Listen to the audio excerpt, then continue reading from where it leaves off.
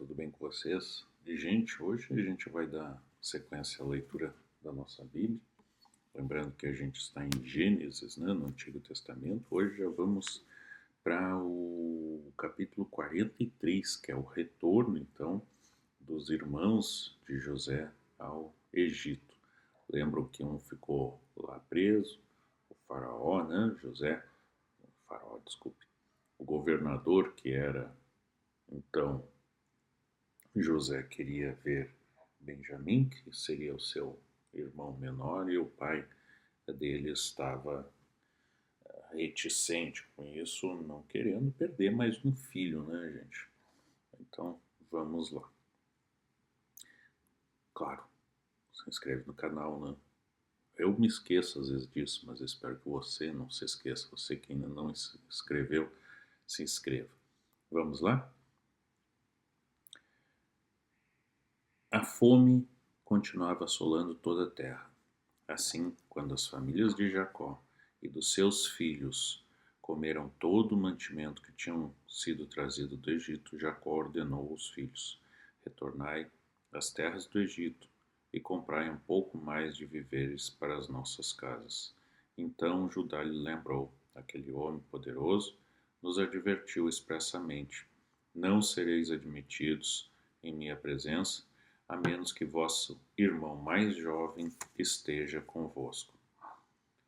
Se estás preparado para deixar nosso irmão partir conosco, desceremos e compraremos comida para ti. Mas se não permitires partir conosco, também não iremos, pois o governador nos preveniu: não me vereis o rosto, se o vosso irmão caçula não vier convosco. Diante disso, lhe replicou Israel: por que me fizeste esse mal, dando a saber àquele homem que tinhas um outro irmão? E eles justificaram: o homem indagou sobre nós e nossa família, questionando: vosso pai ainda vive? Tendes um irmão? E nós tão somente respondemos às suas perguntas. Como poderíamos adivinhar que haveria de nos exigir: trazei, pois, esse vosso irmão? Então Judá rogou para seu pai Israel: deixa ir comigo o menino. Vamos, ponhamo-nos a caminho, para conservarmos a vida e não morrermos nós, tu conosco, e os nossos filhos e todas as nossas casas. Eu assumo toda a responsabilidade sobre a vida dele. A mim pedirás conta de Benjamim, se me suceder o infortúnio de não o poder restituir e não o trouxer de volta diante de teus olhos. Serei culpado por toda a minha vida. Se não vos tivéssemos demorado tanto, já estaríamos de volta pela segunda vez, sem dificuldades. Então seu pai Jacó orientou: se é necessário, portanto, fazei assim: tomai em vossas bagagens os melhores produtos de nossa terra, para levardes como presente a esse homem poderoso: um pouco de bálsamo e um pouco de mel, algumas especiarias finas e mirra pura, um pouco de nozes de pistache e amêndoas.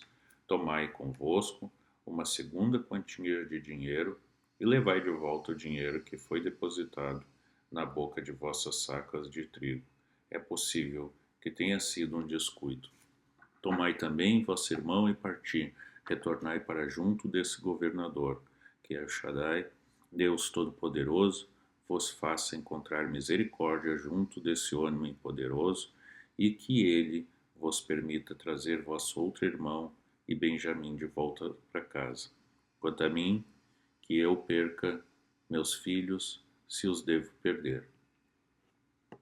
Os homens tornaram, pois, estes presente, o dinheiro em dobro com eles e Benjamim, e partiram e desceram ao Egito, e se apresentaram diante de José. Quando José os viu com Benjamim, ordenou ao seu intendente: conduz esses homens a casa, abate um animal e prepara-o, porque esses homens comerão comigo ao meio-dia.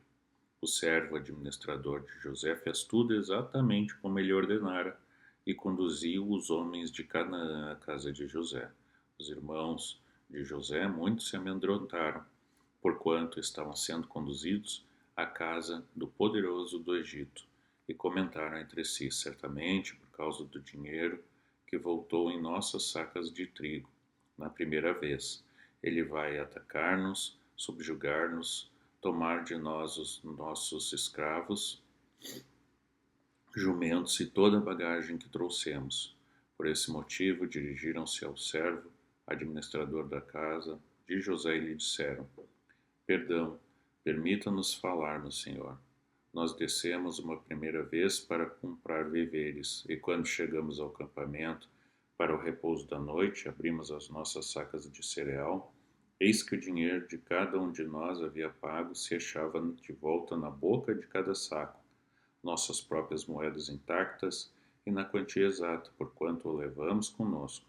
Entretanto, nós o trouxemos de volta em mais outra quantia para comprar mantimentos. Nós realmente não sabemos quem colocou nosso dinheiro nas sacas de trigo. Contudo, o servo administrador simplesmente lhes assegurou: Ficai em paz e não tenhas medo, pois o vosso Deus e o Deus de vosso Pai, quem vos colocou um tesouro nas sacas de cereal, pois recebi em minhas mãos toda a prata que pagaste. Em seguida, mandou soltar Simeão e o conduziu à presença deles. Depois os levou à casa de José, deu-lhes água para lavarem os pés e forragem para seus jumentos. Eles, então, prepararam os presentes, aguardando que José viesse ao meio-dia, porque souberam que ali haveriam de almoçar. Assim que José entrou na casa, ofereceram-lhe os presentes que tinham consigo e ajoelharam-se diante dele, encostando seus rostos no chão. José o saudou amigavelmente e desejou saber: Como está o vosso velho pai? De quem me falaste? Ele ainda vive? Ao que responderam: Teu servo, nosso pai, está bem, ele ainda vive. E ajoelharam-se novamente, curvando seus rostos até o chão em sinal de reverência. Erguendo os olhos, José percebeu seu irmão Benjamim, o filho de sua mãe, e indagou: É este o vosso irmão caçula, de quem me falaste?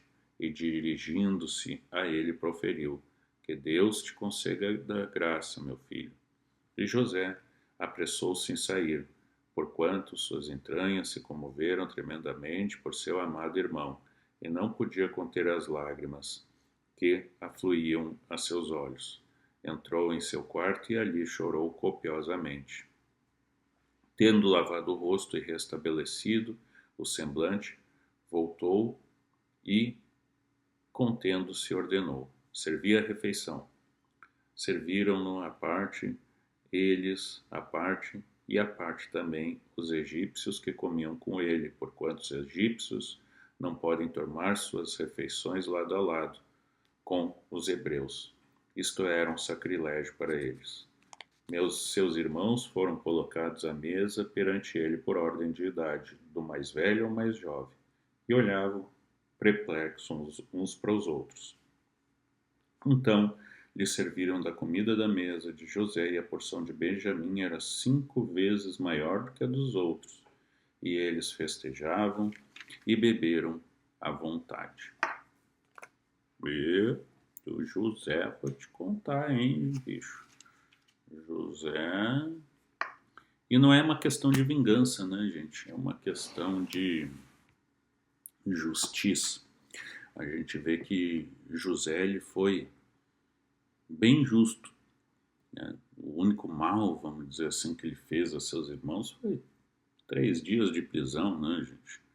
E o que é 3 dias de prisão quando José passou uma vida em escravidão, né? José passou, na verdade, mais de 2 anos na cadeia, vamos lembrar disso, até ser reconhecido pelo faraó, né?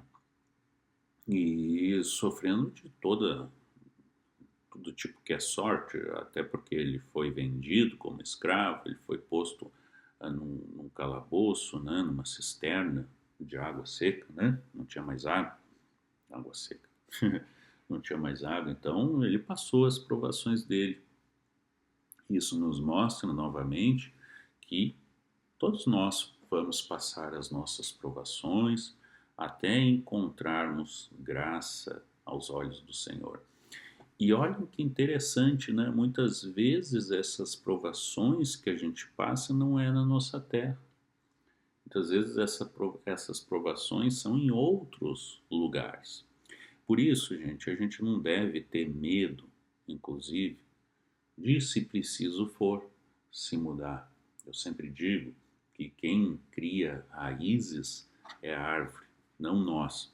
Então, não tenha medo de experimentar o diferente. Isso serve inclusive para locais que você mora, isso serve inclusive para o seu emprego. Se você está vendo que você está mal naquela posição, que você tem que mudar de emprego ou de função ou de empresa, seja o que for, faça isso.